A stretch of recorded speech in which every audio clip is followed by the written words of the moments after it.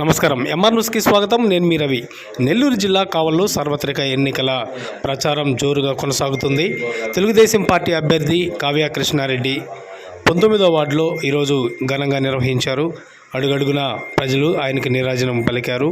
Ward incharge Eguri Chandrasekhar ఆధ్వర్యంలో ఈ కార్యక్రమం కనువిందు చేసింది.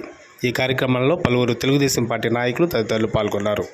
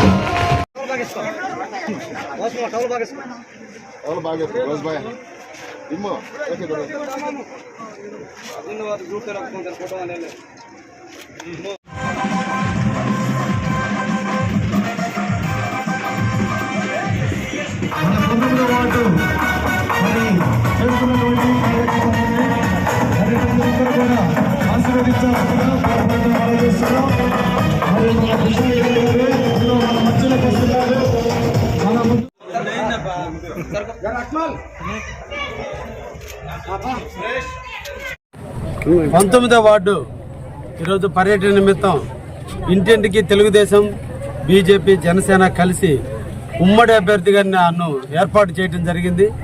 అందులో ప్రతి ఇంటికి వెళ్ళి ఓటును అభ్యర్థించడం జరుగుతుంది. ముఖ్యంగా ఈ ప్రాంతంలో మేజర్ సమస్య డ్రింకింగ్ వాటర్ సమస్య ఉంది. ఇప్పటికి కూడా మున్సిపాలిటీ వాళ్ళు సరైన పైప్ లైన్ సౌకర్యం ఏర్పాటు చేయనందువల్ల ప్రతి ఒక్కరూ ఇంటి ముందు డ్రమ్ములు పెట్టుకుని నీళ్లు పట్టుకుంటున్న పరిస్థితి ఉంది. డ్రైనేజ్ వ్యవస్థ అస్తవ్యస్తంగా ఉంది. రోడ్లు లేవు, చాలా మందికి కాలనీలు లేవు.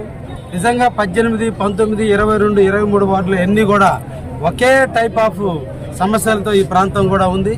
గత 10 సంవత్సరాల నుంచి ఎమ్మెల్యేగా ప్రతాప్ రెడ్డి గెలిచాడే కానీ ఏ రోజు ఊరేగింపుల రూపంలో వచ్చినట్టు కనిపిస్తుంది తప్ప ఏ రోజు వచ్చి ప్రజలతో మమేకమయ్యి ఈ ప్రాంత సమస్యలు తెలుసుకొని ప్రాంత అభివృద్ధి కోసం ఏ రోజు కూడా ప్రణాళిక చేసిన పరిస్థితి లేదనే విషయం ఇక్కడ పూర్తిగా అర్థమవుతుంది. ఎమ్మెల్యే యొక్క నిర్లక్ష్యానికి ఈ వార్డులన్నీ కూడా బలైపోయినాయి. తన స్వార్థ రాజకీయాల కోసం తాను ఏ ఒక్క అభివృద్ధి పని చేయకుండా ఈ రోజున ప్రజల్ని ఎండగట్టిన విధానాన్ని ప్రజలందరూ కూడా తెలియజేస్తున్నారు. ముఖ్యంగా ఈ ప్రాంతం ఒక పేరు లేదు. ఇది తుఫాన్ నగరా, ఇందిరానగరా, లేదంటే వెంగళరావు నగర్ కిందకు వస్తుందా, ఏమీ లేనటువంటి ఒక పేరుగా ఈరోజు 19వ వార్డుగా మిగిలిపోయింది. ఇక్కడ ఇళ్లకు వచ్చే డోర్ నెంబర్ లేవు. చాలామందికి చాలా రకాల సమస్యలు ఉన్నాయి.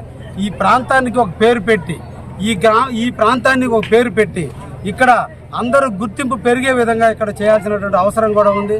ఇక్కడ అందరూ కూడా అన్ని రంగాల వారు కూడా కలిసిమెలిసి జీవిస్తున్నారు. అందరూ సోదరభావంతో ఉన్నారు.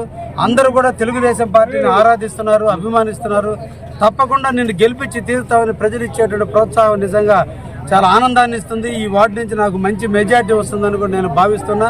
ప్రతి ఒక్క ప్రజలు కూడా స్వచ్ఛందంగా నాతో ఎండలో నడిచి నాతో పాటు చేయిలో చేయి కలిపి నేను గెలిపించి తీరుకుంటామని చెప్పి వాళ్ళు చెప్తున్న దాన్ని బట్టి నాకు ఈ వార్డు నుంచి మంచి మెజార్టీ వస్తుందని కూడా ఆశిస్తున్నా. అందరికీ కూడా చాలా సమస్యలు ఉన్నాయి.